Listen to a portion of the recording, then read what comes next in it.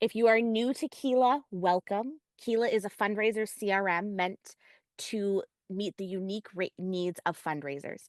It aims to unify fundraising, communication, and donor management into a singular source of truth. Before I hand it off to our wonderful speaker today, Heather, I would like to welcome Iman Khan from Imagine Canada and Grant Connect. Iman is a senior coordinator, client success, and corporate citizenship, and is going to say a few words for us today. Over to you. Thanks, Elise. Hi, everyone. So I'm Iman Khan, and I'm calling in from Toronto, which is located on the traditional territory of many nations, including the Mississaugas of the Credit, the Anishinaabe, the Haudenosaunee, and the Wendat. I am excited to be here with you all today to learn more about the pitfalls to avoid for successful corporate partnerships. This webinar couldn't come at a better time. Last week, Imagine Canada launched the PRISM Community Impact Company Network, which is a new initiative that takes corporate community partnerships to the next level. PRISM builds on decades of experience through our Caring Company certification program and responds to the evolving expectations of businesses, investors, and communities. As we heard at our launch event last week, partnerships between nonprofits and corporations must go beyond transactional exchanges. They need to be transformative, creating long-term value for all involved. This morning, we also released a new report called Bridging Perspectives, which shares insights from a survey of over 900 nonprofits on their perceptions and expectations of working with corporate partners. Alex will drop a link to the report in the chat if you do want to check that out. Similarly, Grant Connect, Imagine Canada's comprehensive funding research platform, empowers nonprofits to build those vital connections by identifying grant-making organizations and corporate donors who align with their missions. As we know, the ability to secure the right partnerships and avoid common pitfalls is crucial for the long-term success of any nonprofit's fundraising strategy. Today, we are fortunate to have Heather Nelson, founder and president of BridgeRaise, with us to guide us through three common pitfalls that often derail corporate partnerships. We're excited to have you here with us today, and we hope that this session will inspire new strategies and opportunities, whether through corporate partnerships or resources like Grant Connect. So that's all from me, but if you do want to learn more about Grant Connect or have any suggestions for making the platform more useful for you and your organizations, please feel free to email us at grantconnect@imaginecanada.ca. And thanks in advance to all of the organizers with us today, and also Heather, for this very relevant and what I'm sure will be a really informative webinar. Back to you, Elise. Thank you so much, Iman. I always say this in our sessions, but as somebody who is a former fundraiser, I have utilized Great Connect and I am eternally grateful for the services that you offer to fundraisers like me. I do want to mention again that if you have any questions during the course of the presentation, you can enter them into the chat box or in the Q&A. We are keeping track and we'll try and get to as many as we can at the end. We do ask that you have everyone selected when you type, just so that we can all see your questions or comments or concerns. And you will have access to a recording within the next few days. I am now very excited to welcome our expert presenter for today, Heather Nelson.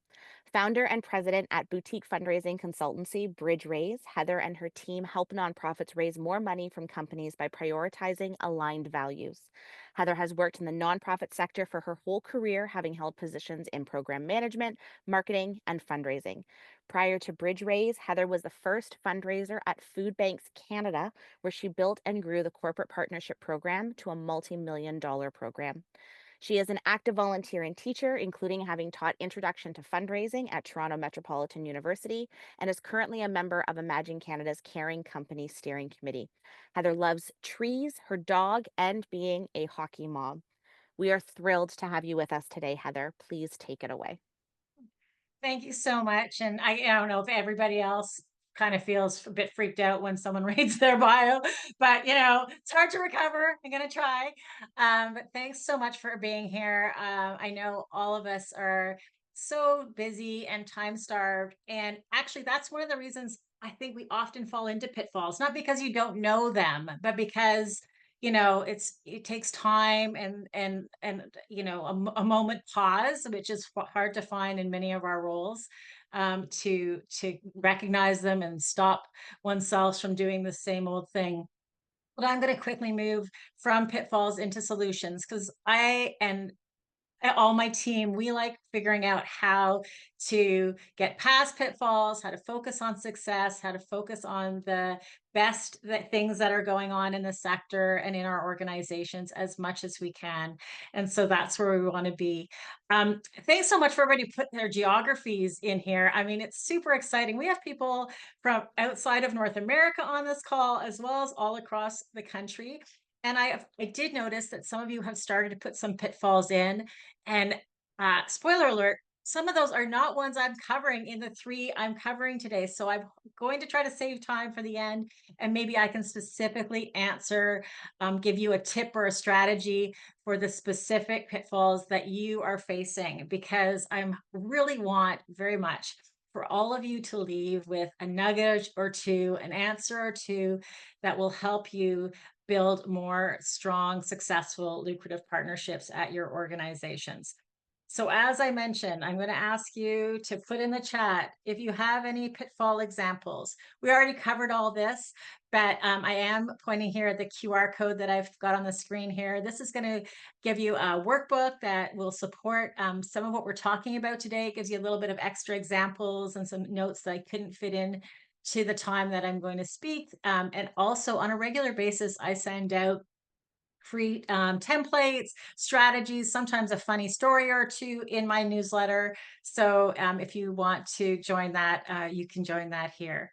The reason I tell everybody about dogs, hockey, travel is not just for fun, but also because it is one of the strategies for building relationships. You know, if you want to build relationships with your corporate contact or with your community, telling them a few things about yourself really can help warm that up. And I know, you know, we sometimes think with corporate that we don't want to be too personal, but a little bit of personal is really, really helpful with strengthening relationships. So, you know, when you're thinking about your few bullets, introducing yourself at the beginning of a call, here's my tip.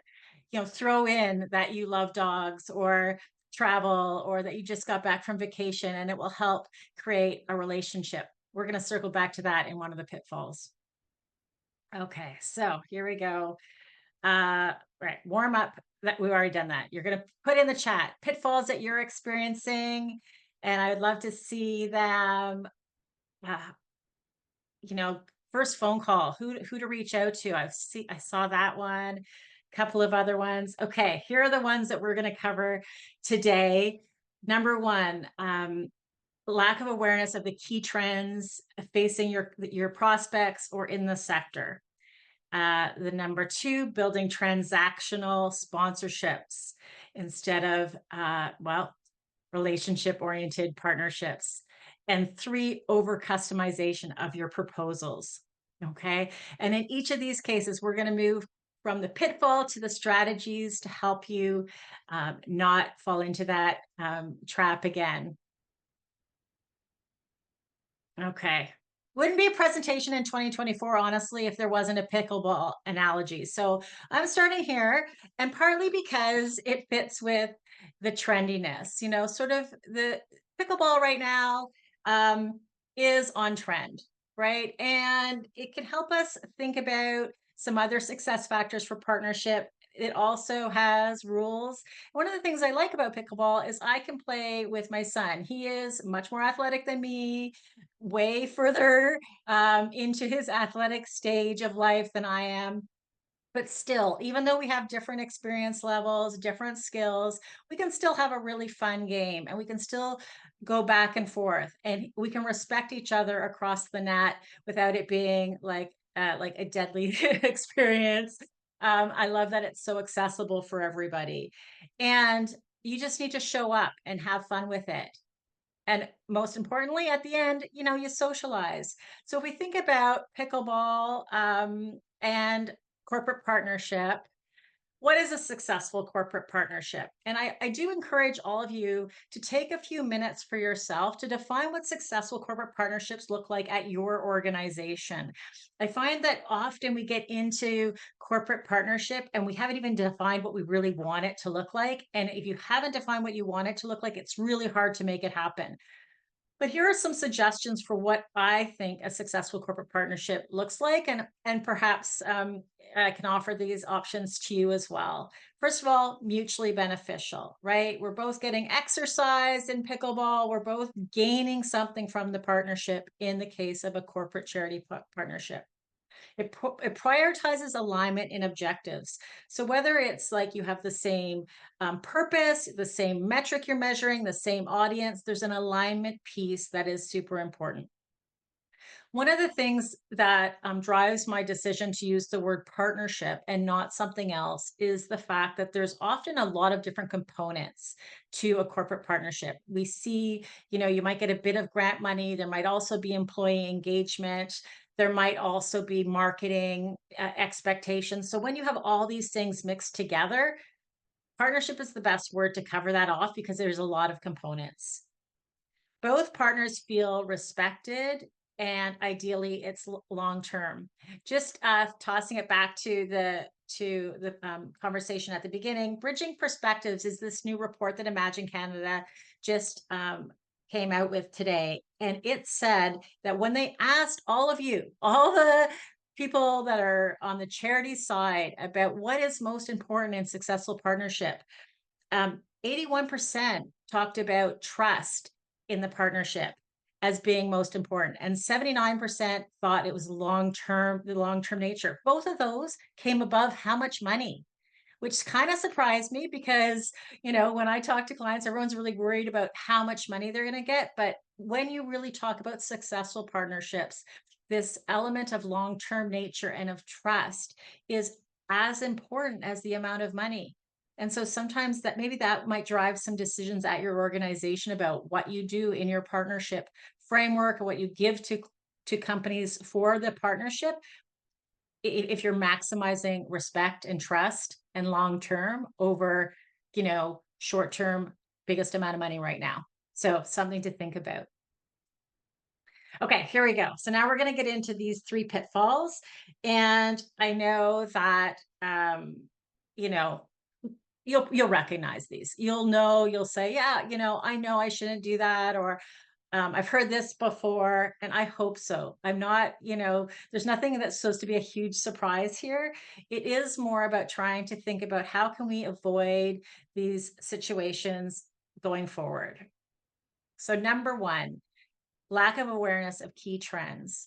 If you are doing corporate fundraising, it is super important that you know what's going on in the sector, both the sectors of the companies that you're asking for money from, as well as the sort of sector of community social responsibility or community investment, which in and of itself has data and information. And I know it is really hard to keep up on this. I mean, literally, this is the only area that I need to keep up on.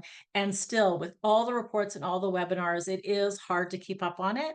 And there are strategies for doing that, but it is, it does sometimes take a little bit of extra effort.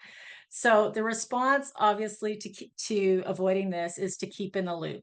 You need to be aware of meaningful events and announcements of your company prospects in particular. You need to know the realities of what's going on in their industry. You need to research relevant sector specific information and stay current on corporate social responsibility data. We talk about doing this by staying current on LinkedIn, reading business websites, following people like Imagine Canada, Keela, other organizations like that. Myself, we put out data, we talk about trends, we talk about what's going on in the sector, but also CEOs and people like that will put out what's going on in their businesses. If you're following the community investment leaders in the companies that you are looking to get money from, they put out information about what's going on with them, what their key areas of priority are. We read about what's going on with employees in different companies. So staying current on these things is really, really important. And it matters not just because we want to be in the loop. It really shows up in quite a few different ways, but here are 4 of the ways that it shows up. If you are trying to outreach to a company it is so, so helpful to know what's going on with them. If you can include a current reality, like, I know this is going to be important for your employees because, you're recruiting right now, or I know you're launching a new product, so it's important for you to think about this right now. It really improves your outreach. I also know that we want to show up as like a good partner, and if you are well informed of what's going on, it really builds your credibility. It really makes you a better partner with the company if you can speak about what's going on for them in a really well informed way. At the end, money talks, and one of the big reasons to stay informed is it helps you access more revenue. We know that as there is more funding in employee engagement or employee recruitment, that opens up a new pathway to money for charities. You can access that money. Where you maybe were in community investment, you might also be able to get into marketing, where we see cause marketing campaigns turn into revenue for charities. So the more informed you are about the different types of partnerships you can have and the different things that are going on in companies, the more revenue you can access. And then fourth, at the end of the day, we are all trying to stand out from other charities. Differentiation is important. And if you are an informed um, ally in building their community investment programs, then you are going to stand out. So staying in the loop, super important. I thought I'd just help you a little bit with a few data points that are relevant for this. And these data points that I picked in this case are all to help you set up your partnership program in a way that fits with the current trends. So the first data point is that companies are developing year-round CSR strategies. So what that can translate to for you is, look, instead of going to a company with a time limited offer, you might look for a partnership proposal that is more year round, that has a number of features throughout the year. If you are trying to leverage that data point. We also see in this second box here that there's a variety of different types of support that are coming from companies. So as you're looking to expand your partnerships that you have, you might look to add on, if you're already getting money from the corporate foundation, is there an opportunity for value in kind from somewhere else in the company? Can you start creating a more multifaceted partnership by accessing different budgets, which would be reflected in this data point? And the third data point, and perhaps the most important, is that employee engagement programs are building and growing and expanding, and many, many corporate partnerships are relying on the employee engagement to be a part of the overall package. So making sure that you create a price point for your employee opportunities, that you build out extra employee opportunities if you can, really, really will help you have more offers that are available for companies. So these are 3 data points that are all about staying in the loop within the CSR area. Okay, in the chat, I want you to help your colleagues a little bit and me. Tell me, what are some trends and realities that are affecting you the most right now, and how how you could leverage those for success. I know one I saw in the chat earlier was around, disaster relief. And so we do see companies uh, have money put aside to respond to environmental disasters.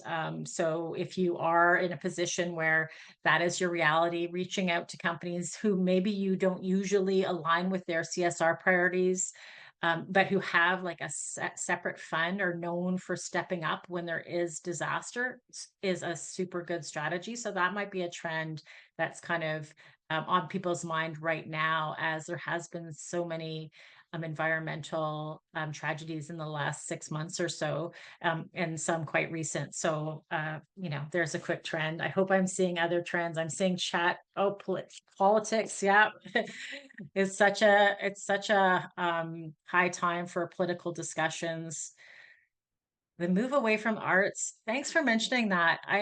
There has been quite a bit written recently about the decline in corporate support for arts. It is a huge issue, and one that is breaking my heart, frankly. But also, yeah, that we need to figure out how to position our arts and culture charities for corporate success, and that is something that I have been thinking about, and I I look forward to um to talking to others about, because I think it's really, really important. Okay, so I want to just mention a quick story here. So there was a financial institution that was regionally based. They made the announcement that they were going to expand into new geographies. We saw that and immediately looked at what their current charitable profile was. And one of my clients matched that charity profile very well, but was in a different region, the new region. So we reached out very early and talked to them about what their plans were for their charitable program in the new region. And it led to, an early partnership. So keeping your eye on those kinds of changes that are happening at a company level, and then being one of the first in there to talk about how you can be part of their expansion in this case is a super, super great strategy. And it comes from just being in the loop. LinkedIn is totally your friend in this category. You find so much there. So here's my little offer for you. I've got a few of these sprinkled throughout the presentation, where I'm giving you a few ideas of how you maybe could break down what I've said into actionable next steps. So one of them might be to participate on one webinar every quarter. There is so many. I know it's impossible to keep up on all of them. If you really committed to one and leveraging that data for good, I think you'd be in a great place. Follow the CEOs of your key prospects on LinkedIn. It's just such an easy way to keep up on the key things that are happening at that company. Scan business forecastings and trends periodically. Very helpful to know what sectors are expanding, which ones are contracting. Is there a bunch of employees being let go? If you know those things, it can really help your outreach.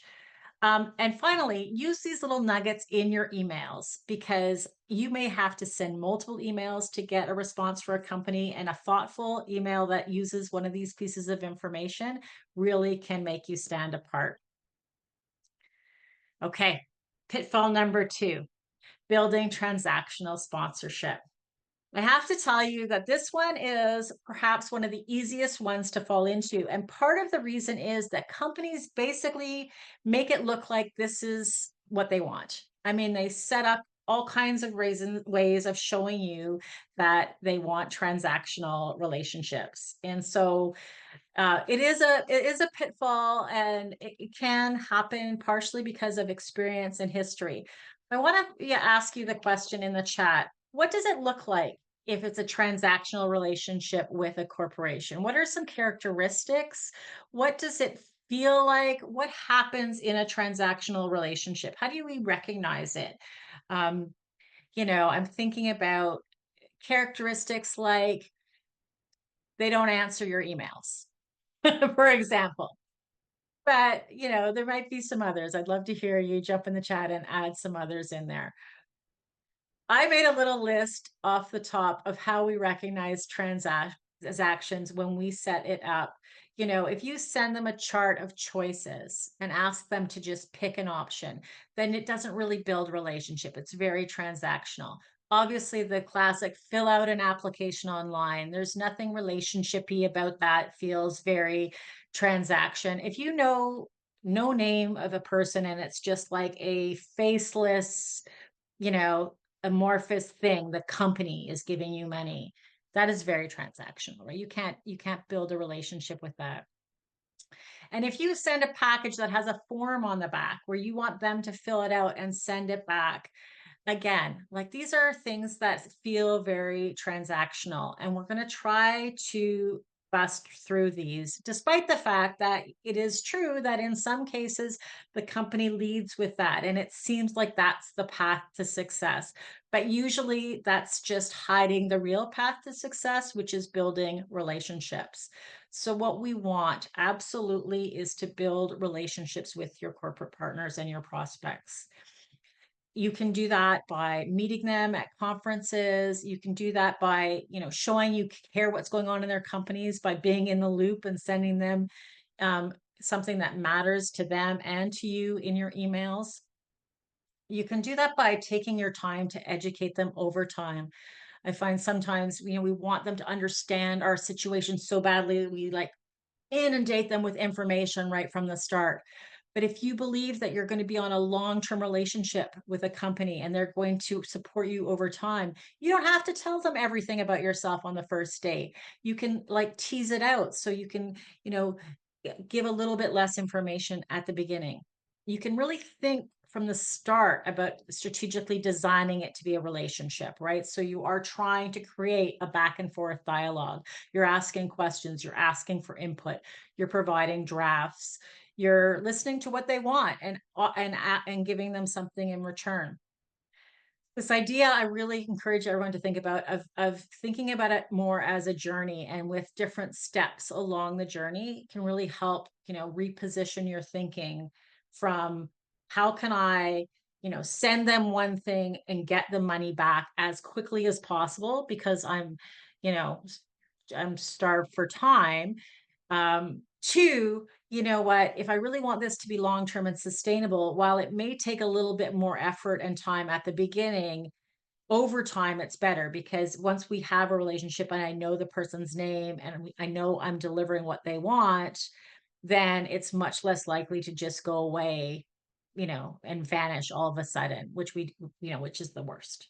We put all this effort into getting it and it just disappears. If you've developed a relationship, it doesn't disappear quite so easily.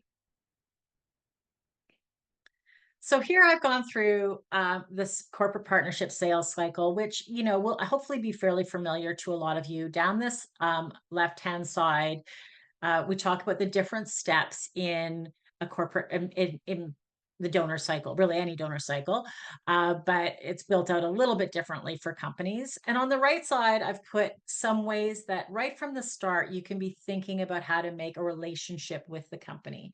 So if at the identification and research stage, when you're looking at your prospect research, if right away you're starting with this idea of aligning values and priorities, then you're already starting from a really good place because we know the best long-term sustainable partnerships come from a place of having aligned values and priorities. So that's the piece of information that you want the most at the beginning is, do we align? And then while you're doing the outreach in this cultivate and connect section, you're thinking about educating and building connections. So that's where you tell them about your dog. Not necessarily unless you're on a call, but I mean, you're looking at how to connect in a few different ways, little bit by little bit, building a relationship, a little bit by little bit, giving them more knowledge about your organization. Instead of like the fire hose approach, we're dripping information out over the series of contact points. If you get to the discovery and proposal stage, this is where you get to have a conversation with somebody. Then the more that you can look at how to align impact with what they're looking for, or you can co-create ideas, if it's an activation that they want, if it's an employee engagement opportunity, there's really what you can co-create and build the benefits over time, so that it's a multi-year scenario. You get started and then you add on. That can really, really help you during the implementation. Less learning from the first time around, offering up solutions for your future proposals can really build and strengthen your partnership. And then always be thinking about new offers. I think we often fall into the trap of like going and finding a new corporate partner when what we could do is, give a new offer to our current corporate partners and build those partnerships to be stronger and more robust. So, well, oops, sorry, that just jumped way ahead. My apologies. I gotta go back.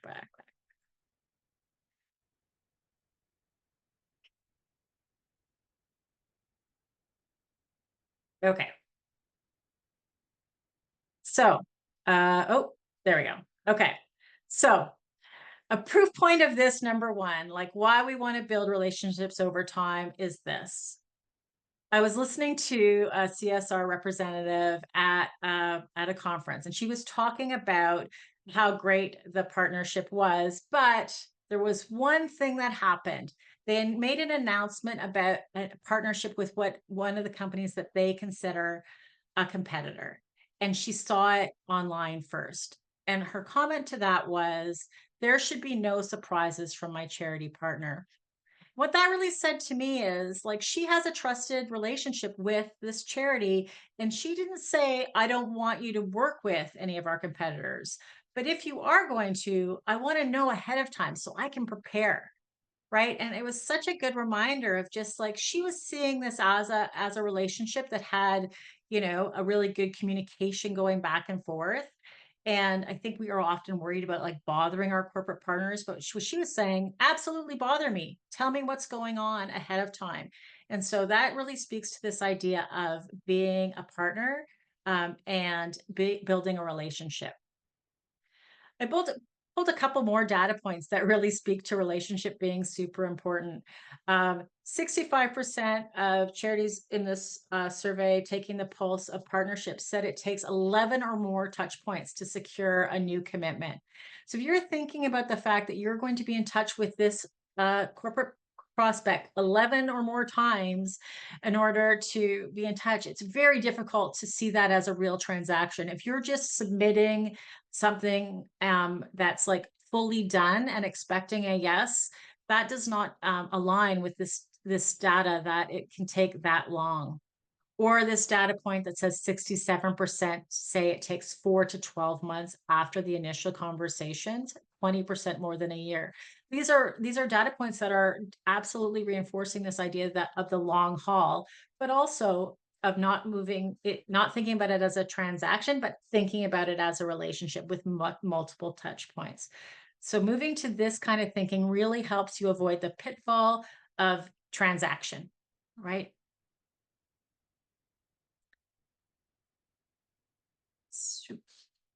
I'm going to jump here to this.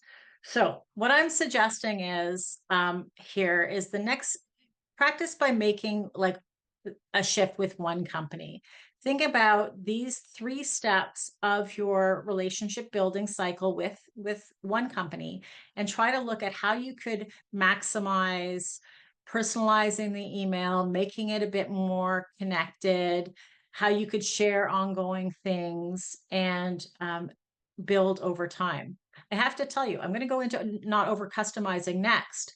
And that may feel a little in contradiction to this, but it's not if you use the same things. So you use a similar story for multiple companies, or you have a webinar and you can invite multiple companies to representatives to it. Like if you have some of these steps that are kind of mapped out, they're semi standard and a little bit different for each one, then you can really start seeing that if you build this out for one company, then you can replicate it for many. Okay. So the third pitfall, over customization. And this one really comes from a very, very good place. We've been told, customers always right, donor centered communications. These kinds of terminologies have come from historical fundraising.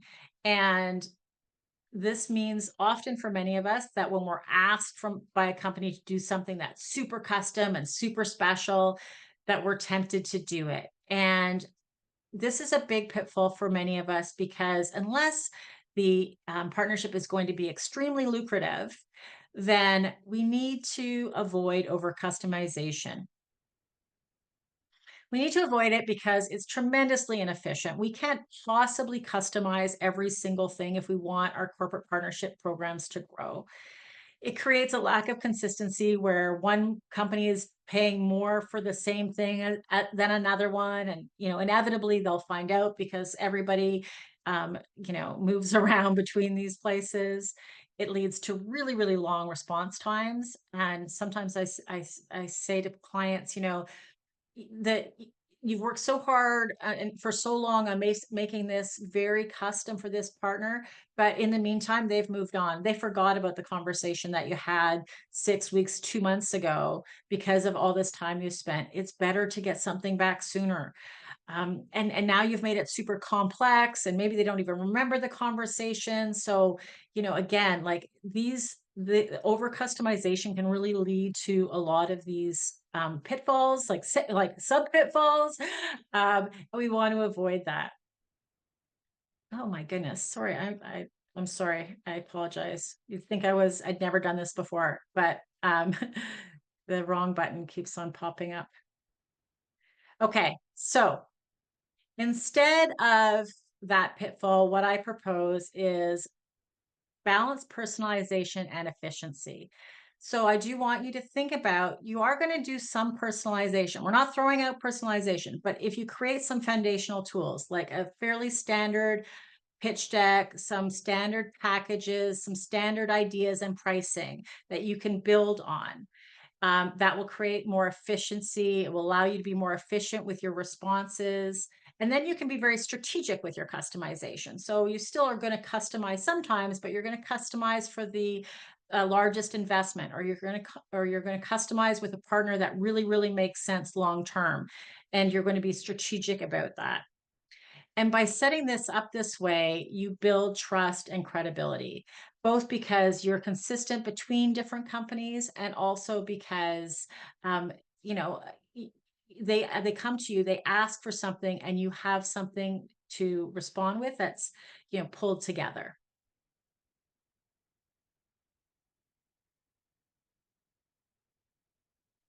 So here are the foundation fundamentals that I encourage everyone to think about having. First of all, guidelines. Some people call this their policies, some people call it their guidelines. I like guidelines because it becomes more of a management tool. And this is where you put all the decisions you've made about what kind of companies you're going to work with, how much you're going to charge them, what the relationship, what the benefits are. You're going to put some of those guidelines down so that when the next person comes and asks the same question, then you have some consistency. I encourage everyone to have some sort of benefit framework where they've started to think about how much money they're going to give, they're going to ask for what benefits, and have that framed out in a benefit framework. And then third, whether this is in a pitch deck, whether it's in a short one pager, which depending on your size, that might be enough. But you want to have some key messages around impact, around the key metrics that you have about your beneficiaries that is fairly consistent. And you can provide that easily. You don't have to go get it when they ask. So these are what I call your foundational fundamentals. And if you have these in place, then your customization can be a small layer over top of these fundamentals. It gives you this opportunity to create efficiency and faster response times. It provides you with scaffolding. It just feels like you now have like a department just because you have these tools, even if it's a fraction of one person's job. If you have these things in place, it gives you a professionalism or a consistency is a better word, a credibility that is really, really helpful. And it helps create a situation where your whole organization is on the same page, which is really powerful.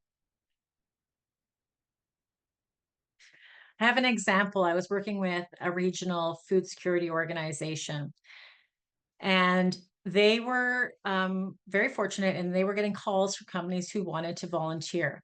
But the companies were mixed in with also Girl Guide groups and other, Rotary and all these other groups that would come and volunteer. And everybody was basically welcome for the same amount. What we did was we separated out and created a package where for companies, there was a certain fee, $5,000, or a bigger package, it was $10,000. And it was very transparent. This is the program for companies, and this is how much it costs. They kept the other groups at, donation levels, and everything was fine. This immediately translated into, within 60 days, they had 3 new companies come on at the $5,000 and $10,000 level. And then they just started establishing that as their program. And now it's a very lucrative program. And it was all by setting up guidelines that said, this is the kind of group that we're applying this to, and this is how much money we're charging, and this is what they're getting for it. And by having that written down, it started making everything more efficient. And all those questions were answered in advance. We scripted some of the answers to the question, like, but we just want to volunteer. Well, we know that for companies of your size with this many people, it's more work for us than when just a group of volunteers comes in. So, that's why there's some added fees. We had all that ready so that we could answer it really efficiently. So this is what I recommend. Like, if you have some thorny questions that you sometimes get asked, write down the answer once, put it into your guidelines, and then you create some efficiencies that help you avoid the over customization. Okay. I have this more developed in the workbook, but here is a quick version of what you need to do to get your foundational fundamentals in place. You first determine why companies want to work with you, or be partnered with you. That's the most common. If it's employee engagement, if it's alignment with your community, if it's the desire to hit a certain metric that you also are trying to hit. Maybe it's climate change related. Figure that out, and then build the benefits that fit with that particular desire. So you want them to kind of match up. And then you set an investment level, and then try to reach out to a few companies that fit with that reason. So back to our alignment, where there's alignment with that reason, and talk to them about it. If you're just getting started, I know I heard that some of the people joining us today are just getting started. This would be a strategy. For those of you who are more advanced and are further along in your journey, you can be thinking about this at a more complex level. Like, what is a higher, more complicated alignment strategy, and then what are the benefits that fit with that more complicated alignment strategy? So you're going further down into your audiences, or into your program initiatives, and looking for the same sort of thing, but in a more advanced way, because you've covered off like the first level of why companies want to work with you. Okay, we're just about to wrap up, so I'm encouraging you to put your questions in the Q&A, because I'm going to get to that in a minute. So 3 pitfalls recap. First of all, schedule a regular time to review websites, follow key people. You really do need to keep up to date on what is going on in the companies in your partners that you want to partner with, or you're already partners with. Um, modify your approach based on what's going on in the sector. So right now, employee engagement, super important. That might be something you want to look at for your partnership programs, how you can work that in, or the strategy of having more long-term year-round partnerships. How do you adjust your offers to meet that? Be strategic about moving from transactional to relationship. If you are interacting with companies in a transactional way, your relationship is going to be transactional. In order to move to relationship, it has to be intentional. And it may mean you have less partnerships, because they get bigger, they're more time consuming, and they're more robust, but they're aligned, they last, they're long term. So if you're measuring against your success criteria, you might be doing better. And make a plan to try it with a couple of companies. Start small. You don't have to start with moving your entire program to a relationship-based program. Start with a few companies. Create consistency and efficiency by having some fundamental tools, foundational tools in place that you can leverage time and time again, so that you get consistency across your program, and you can make more money over time by leveraging the different opportunities that you have. Okay, I want to hear from you. Pop in the chat what tip might work for you. That would be great. And I'm going to just give you one more chance here. I'm going to give you the QR code in 1 sec. I just want to say, honestly, it is always my advice to take action. I think that the challenge we sometimes do is overthinking all of it. And the best way to know if what you're doing is the right thing is to start having conversations with companies. Are they valuing your offers? Are they excited about what you are putting on the table? If you want it to be long term, talk to them about how you can make a long term relationship, and they might give you some really good feedback. So I always think, like, take action. If you have a question, put it into the hands of the companies that you're talking to try to get an answer. Okay. Here's the QR code. Also share on LinkedIn, and I'd love to see you there. So don't hesitate to connect with me in LinkedIn. And I am going to stop sharing my screen and ask you to come and ask questions. Heather, this was so great. Thank you so much. We've had quite a few questions come in, and we had a few from Good. before as well. So Aaron wants to know how to address corporate prospects in the wake of a natural disaster. So they just lost a local presenting sponsor of 20K for one of their biggest fundraisers. Yeah, so I think twofold. I think on one hand, I'm without knowing the detail, I don't know if the reason you lost them is because they like perhaps reallocated those funds to the natural disaster, or because they are in the location of the disaster.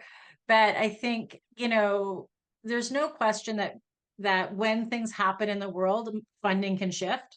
So there's a couple of things. Either um, start looking for companies who are outside of that zone of high impact so that we're really affected by it. That might be one strategy. Another strategy might be that for a year you're going to maybe take a pause on the title sponsorship and maybe try to do sort of a more a bunch of smaller partners for a year, until that partner perhaps comes back, because maybe, if they just reallocated it for 1 year, this may not be something long term. And maybe even talking to them and see, would they like to come in at a lower level to maintain the relationship. And then you'll, kind of fill in the gaps like that. I'm not sure with all the details, but that's a couple of suggestions I have for you. But it is, the fact is, when natural disasters happen, we do see it is not uncommon for companies to reallocate funds. And then we need to just have a conversation about what that means for you at your organization, and what alternatives there might be. That's great. Thanks, Heather. Laura actually just posed a really interesting question that I have run into, so I'm going to ask it selfishly. How Okay. do you approach companies when they say on their foundation side or website that their corporation does not entertain unsolicited grant requests, but you think you would align with them missionally? Is there a way to get around that? Yeah. So a few ideas I have on that. One is we do look to conferences and opportunities to meet people. I mean, if they have a program where they are giving out money, at some point they've met somebody, right? Like, they've had to have established this relationship at some point. So they've either done that by that person introducing themselves and, sharing about their organization at a conference, or in some way. So I'd be looking at that. I'd be looking at, can I reach out to them through LinkedIn and send them something that would show the alignment? I might be looking for employees at the organization that I'm connected to, and to get an introduction in.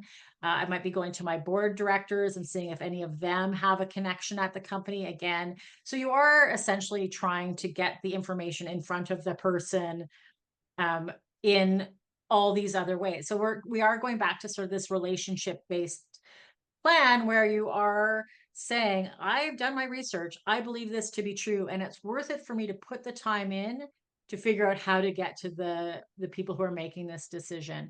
And I will say very transparently, I have gone to conferences that I have not needed to know not one single thing that is being spoken about at the conference to meet the people that are there, right? Like, it was not unusual when I was in food security for me to go to, like, new product launch conferences, um, conferences about how to put things in packages so I could meet the people who made boxes, like all of those things. So, I mean, at some point, if you really believe it's worth it, then you do the things like that to get there.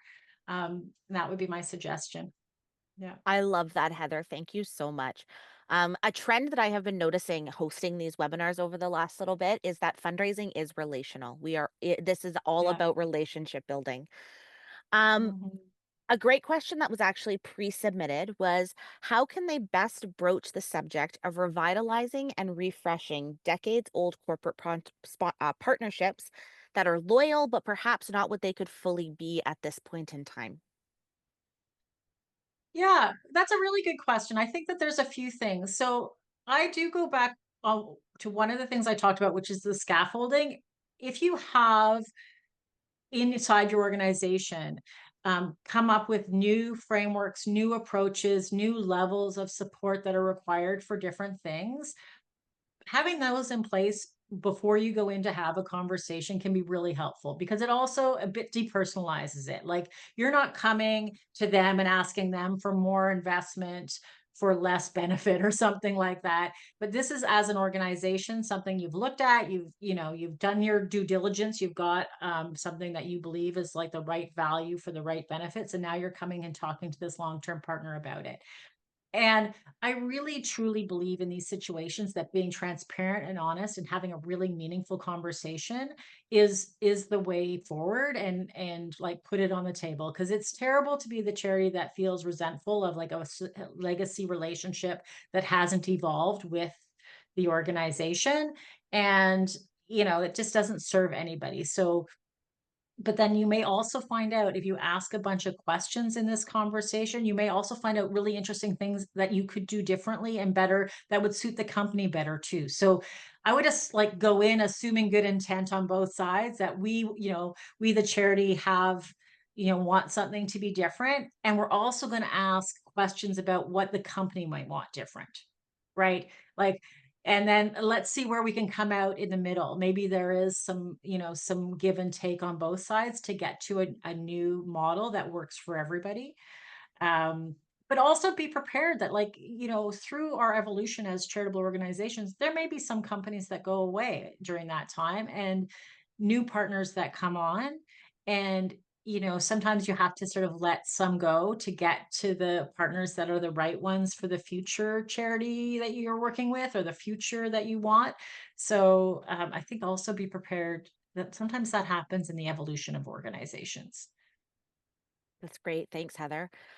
Robin is asking, so if she understands correctly, companies may have several budget areas to potentially tap into for partnerships like CSR, marketing, and employee engagement. Yeah, absolutely. So, I think this is one of those things where, I'm going to give a general answer to something that is specific by company. But we do see the money that is going to charities coming from different budget lines, right? And it can come from the human resources department, because sometimes they have budget for employee engagement. It can come from community investment. It could come from marketing. It could be, again, back to my example of a bank that's moving into a new region. They have marketing budget, and part of their marketing budget might be charitable. Or we see this a lot with real estate. Real estate, they're building a bunch of houses or a skyrise, high rise somewhere. They may have money for the community as well. So these buckets of money are in different places in companies, and you really limit the scope of what you can get through a partnership if you're only looking at their community investment money, especially right now, because for many companies that's not a growing pie, where like employee loyalty and retention is a um, like it's a place where more money is going right now, so it's more likely to be a growing pie. Mm. Brilliant. Um, Last question, I think, before we wrap up. Deepa would like to know, do you have any tips for sourcing matching donation partners for Giving Tuesday or end of year season, aside from like LinkedIn reach outs? I think that, like, from my point of view, often matching partnerships come from companies that you already know. So I would be starting for sure with list people, companies who gave you something earlier in the year, and could this be a follow up situation, because it tends to be, related to that, kind of high alignment. So maybe they have end of year funding and they could do a match with that. If not that, then I would be thinking about companies that you think might have a specific reason to really want to be highly visible at the Giving Tuesday time of year. So is there companies that particularly are trying to drive sales at that point of the year or something like that? So they have a real reason to be in front of people.